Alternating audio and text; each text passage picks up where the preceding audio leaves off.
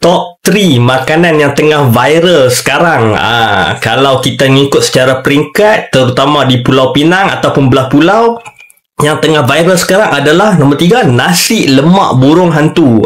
Cuba kalau hampa tengok gambar ni, dalam gambar ni dia ada tunjuk nasi lemak ni, dia ada dengan ikan bilin, ayam goreng berempah dan semua. Nampak memang sedap lah. Memang mamu duk selalu lalu situ pun jalan tengok, memang ramai sangat orang beratok. Sampai duk tengok macam tempat duduk pun tak ada. Tapi selalunya tempat ni orang makan lepas tu caw lah. Sebab terlampau ramai customer. Lepas tu nombor 2, kalau dari segi peringkat, kalau negara Malaysia yang tengah viral sekarang ialah Coffee Bean punya tiramisu cake. Memang selalu banyak lalu kat FYP mamu tengok, memang orang duk ambil lah kan yang tiramisu cake ni, lepas duk bubuh dengan kopi itulah. Nampak macam ni lah.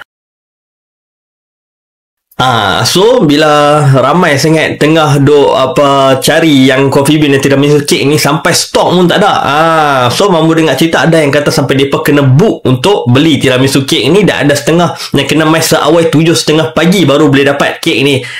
Tapi nampak memang sedap lah, memang sedap depa bubuh tu memang. Tapi kalau stok depa boleh bagi lagi banyak lagi bagus lah, baru banyak orang boleh rasa. Memang sangat-sangat limited lah. Dan yang terakhir guys, yang terakhir nombor 1 yang orang kata tengah mendunia sekarang, makanan yang tengah viral di dunia ataupun di bumi kita lah, international orang kata, adalah aiskrim. Aiskrim ni memang ramai sangat tak berjaya untuk gambar pun susah untuk dapat gambar aiskrim ni. Tapi mamu alhamdulillah mamu dapat satu gambar.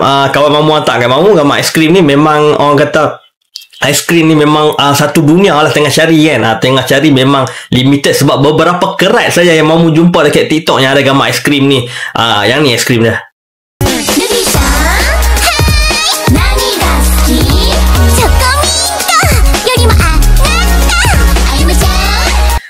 So aiskrim ni dia berasal daripada Jepun lah. So hampa dah tahu dah sekarang top 3 makanan yang tengah viral. Apa-apa pun stay di on kita.